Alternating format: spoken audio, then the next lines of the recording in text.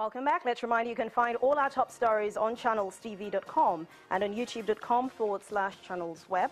You can also watch us on the go on your mobile device. All you need to do is log on to m.channelstv.com. And don't forget to download the Channels TV app for Android, iOS, and Windows devices from their respective stores. The Channels TV and the Channels 24 apps will give you access to news and updates. You'll also have access to the Eyewitness feature, with which you can share pictures, videos, or news of happenings around you. Just install the app, then tap and swipe to reveal the menu. Don't forget to follow the instructions you see.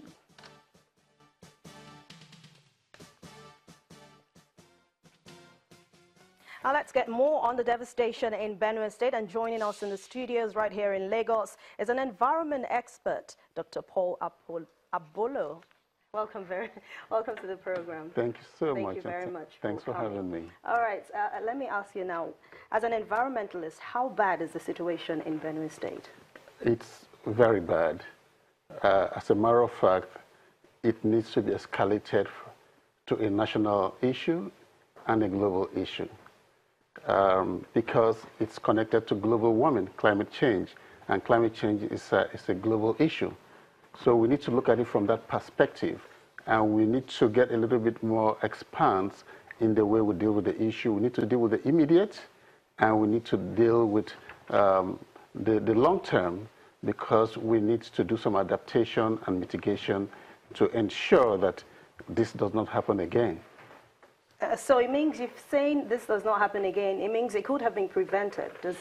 No, it's a long-term thing. Yes, it could have been prevented years ago. Talking about the global warming, the way we deal with the environment, which is not ethnic to Nigeria. As a matter of fact, the developed nations are the ones who have bastardized the environment. So the developing nations are having the brunt. And that's what the Paris Agreement talked about. The Paris Agreement emphasized that the effect of climate change is going to be felt all around, but the developing nations are going to feel it more because we lack the capacity to deal with it. Look at what's happening in Houston and what's happening in Benue.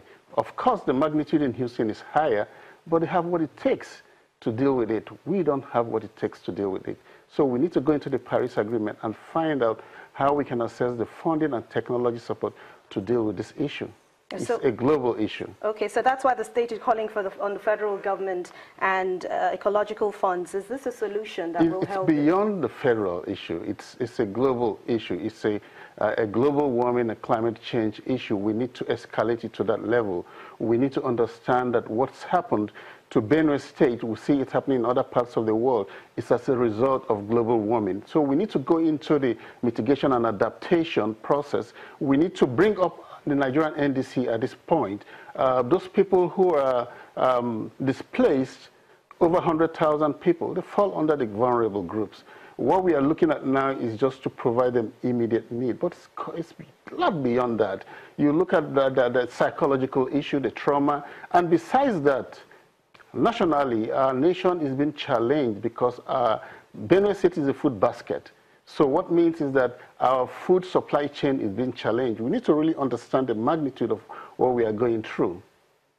All right. You talked about immediate solution and long-term solutions. So tell us what's the immediate solution you are proposing and the long-term solution. All right. They're interwoven. The climate change issue can be regarded as a primary negligence when we talk about the global warming. The secondary negligence could be regarded as the things that we put in place, like we talked about the channels being blocked. Benue State, they have 11 major channels. 9 of them have been built across. 193 buildings have been built across.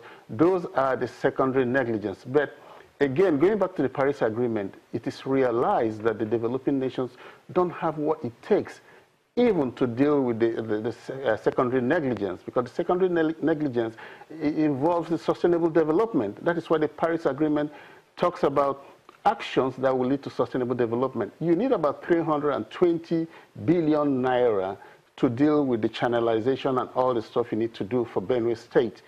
How is the state going to come up with that kind of money? It's not the kind of money you find in the streets of Nigeria. We need to go global and assess help for this, because if we don't take care of this, it's going to come again, and who knows what magnitude is going to come. And it's going to impact on our economy as a nation, again, because Benue State is a food basket. our kitchen has been taken over. Okay, Yeah. but if you say 9 out of 11 channels were blocked, does it mean that Benue doesn't have enough land to put these buildings on? Why were they built on water channels? It's connected to a complexity of issues. We talk about urbanization, we talk about population increase, we talk about poverty. These are the things that lead people, I'm not making an excuse for them, to do things in a way that is not quite right. And this is the thing that we negotiated in the Paris Agreement over and over again, that we don't have the capacity to do some of those things. We are a developing nation.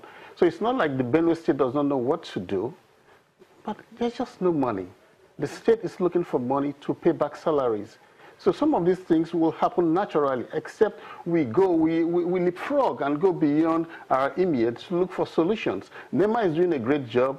They are providing all the assistance, but it's just to help the people recover and take the people back home. When they get home, I can tell you, they are going to be traumatized because they are going to realize how much impact this flood has made on their lives. They've lost their businesses, they've lost their farms, they've lost their stock. They are going to lose clientele, people that used to come there to do business. Sure. So we need to look at this from the broad spectrum of a national issue and then escalate it to a global issue. That's just the way to go. Well, they have already started seeking global support, and I hope it really comes to them. All right, thank you very much, our environmental expert, Mr. Paul Abolo. Thank you very much for your time. You're welcome. And we still go on to other stories now. Patients in government hospitals may soon be facing difficult times after the National Association of Resident Doctors resolved to proceed on a total and indefinite strike from today. The decision was taken at the association's National Executive Council, which ended in the early hours of today. NARD National President Dr. John Onyebueze confirmed in a statement that industrial action will be sustained until the government meets all its demands. Just on Friday, September the 1st, NARD had announced the suspension of its plans to embark on a nationwide strike following a meeting with the federal government, but the resident doctors now seem to have gone back on that resolution by downing tools. Their demands include the immediate environment and enrollment in the integrated payroll and personnel information system, as well as the immediate payment of salary shortfalls between January and May 2017.